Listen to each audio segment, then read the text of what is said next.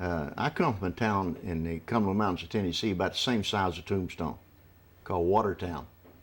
And Tombstone reminded me a lot of it the way it was put together.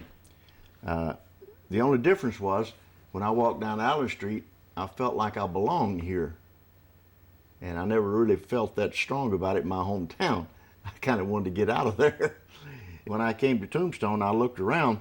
I came to stay one afternoon. And I ended up staying 2 days and nights.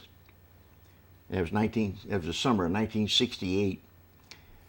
And I found out that they had good schools. They were 20 miles from the border, and I've always been interested in Mexico. So I still like to go to Mexico. And they had a nice history, and the climate was wonderful. And they didn't have any red lights. I like that. At the time, I was a general superintendent of the Polaris project for Aerojet General in California.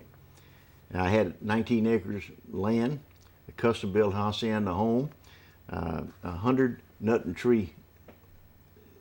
fruit tree orchard, and I had 6 Appaloosa horses and a couple of hound dogs. Creek in my front yard, half-acre lake.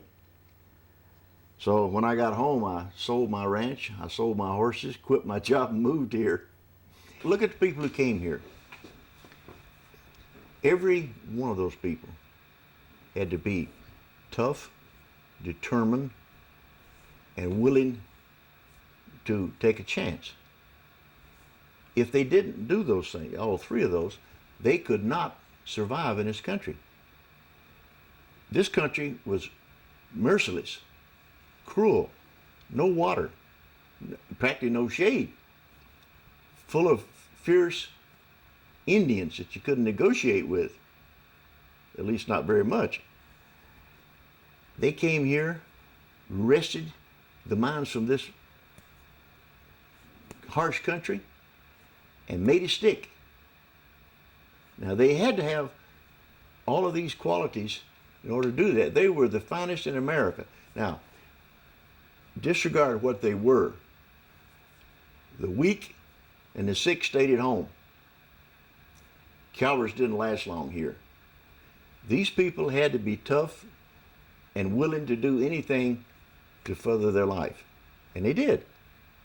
And I mean all of them.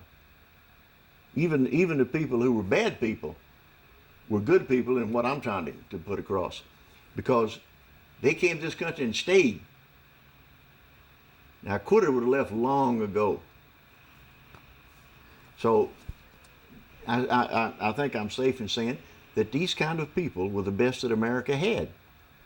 Nobody else could have done what they did here in this desert country.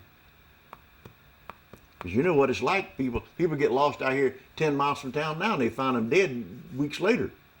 And God knows they got everything in the world to find them and get them out of there with, all facilities, whatever, people.